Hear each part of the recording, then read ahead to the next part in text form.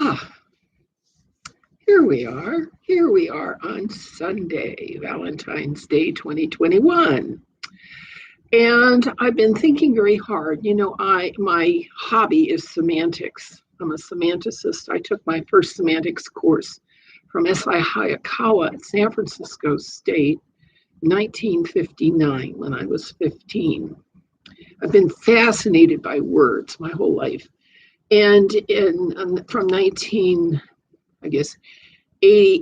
until 93, I was the CEO of a little software company, Play Technologies, and I devised a numerical matrix for coding English verbs so that there was a consistency and a coherence to the language that we don't have. And one of the things that I study is evil. How does evil work? And you see, if you look at holy law, the 10 Commandments and the 254 legal principles in the Mosaic Law. Hi, Kyla. If you look at holy law, and I'll give you the link again, you notice it's all behavioral, and it has nothing to do with intentions at all. You can be perfectly law-abiding and squirm through your behaviors to create bad effects for somebody, and it might be conceived as legal. Okay. What Jesus Christ did when he was here was he talked about intentions. The golden rule, do unto others as you would have them do unto you, is an intention. Let your yes mean yes and your no mean no is an intention. He who is faithful in what is least is faithful also in much is an intention. And so the Beatitudes are all about schooling our intentions along with our behavior to create outcomes in our social milieu that we want to create. We want good outcomes. We want our children to thrive. We want our neighborhood to thrive. We want our community to thrive. Okay. But because of the presence of selfish persons, selfish attitudes, Satanism, Luciferianism, the isms in which my needs are what I deal with, and you just go deal with your needs, okay? It's commercialism, it's the oligarchy, it's the cabal, it's the military-industrial complex, okay? It's the deep state. And what I discovered is that there are three categories of intentions that modify what would be normally lawful behavior and turn that lawful behavior into a form of predatory behavior that can be labeled as selfish, self-seeking, double-dealing, evil. And what I notice is the church doesn't talk about them. Academia doesn't talk about them, okay? The media doesn't talk about them. Nobody talks about schooling intentions in order to make the process of getting along work win-win for everybody, to actually solve problems, to actually resolve disputes and conflicts, and not merely, as the adversarial court system has done for so long, set parties against each other and they play on a court and they bounce their doctrines back and forth until the judge calls a winner. That's not society. That's gaming the people. Now, for an authority to serve as an authority, they have to have credibility. And when a supposed authority has no credibility, what have they got? They're a joke. They're a bad joke, okay?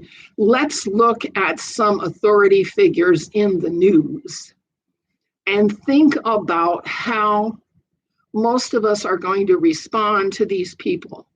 How do most of us think of the majority leader in the House, Nancy Pelosi? Okay. Her credibility is not very good, and so a lot of people just write her off as a nut job. Okay. Let's look at the neocons, the leftovers from the Project for a New American Century, the Senior Executive Service, the vulture capitalists that are in the Republican Party who kept stabbing President Trump in the back with their passive aggressive, non-cooperation, let's call it that. What kind of authority do they have left? Not a lot. Okay. Let's look at the recall Newsom movement in California, which has reached its goal of 1.5 million people signing the petition, because the state of California has been reduced to a third world banana republic. And the money that was supposed to go for maintaining the Oroville Dam and for maintaining the other dams and for handling the infrastructure of California was given away to people who walked over the border without question. And now that there is a national mandate, everybody has to wear a mask who's an American. And how many millions of undocumented illegal migrants are going to be shooed over the border who don't wear masks?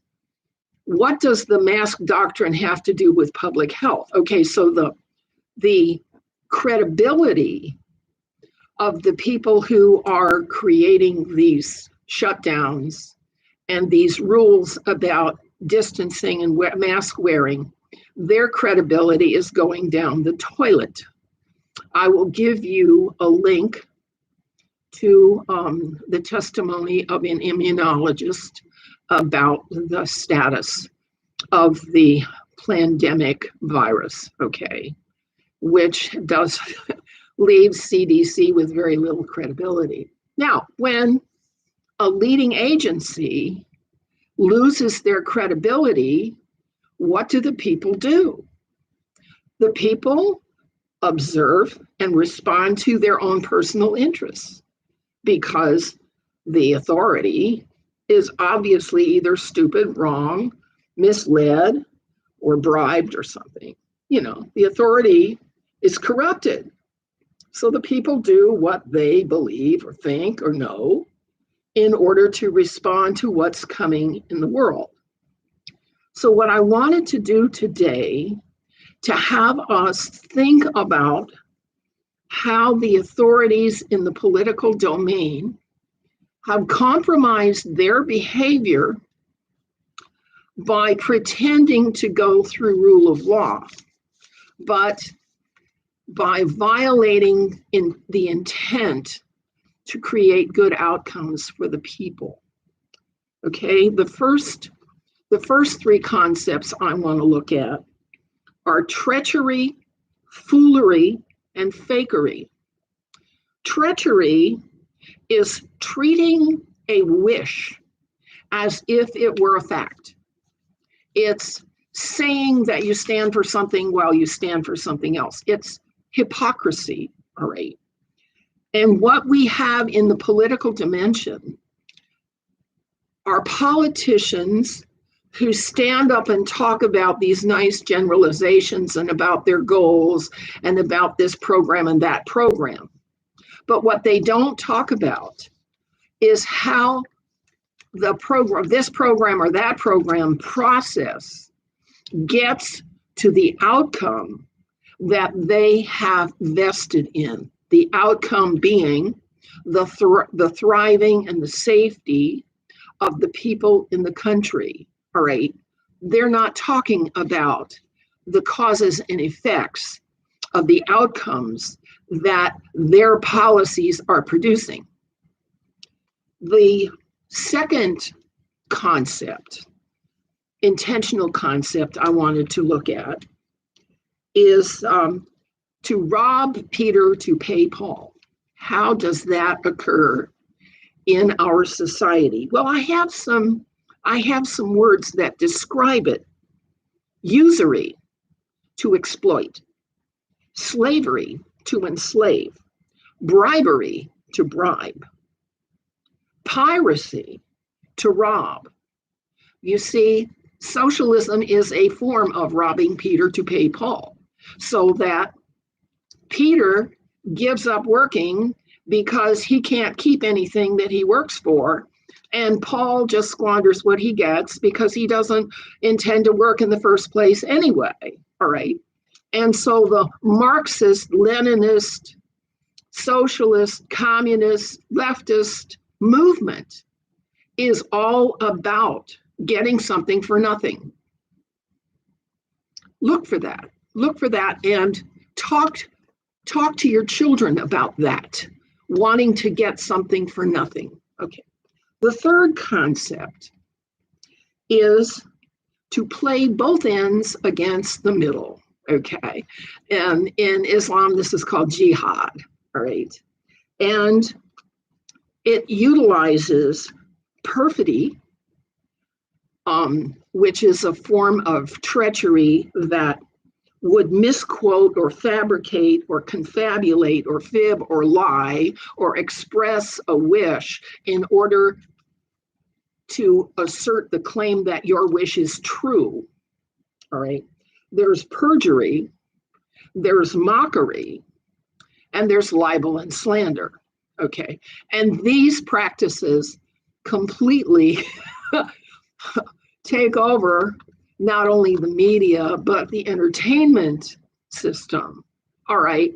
And so we are flooded with an info glut of false claims and wishes that people express as if they were true in order to divide this group against that group and this group against that group to keep the fighting going. Okay. Because the fight creates profits for somebody.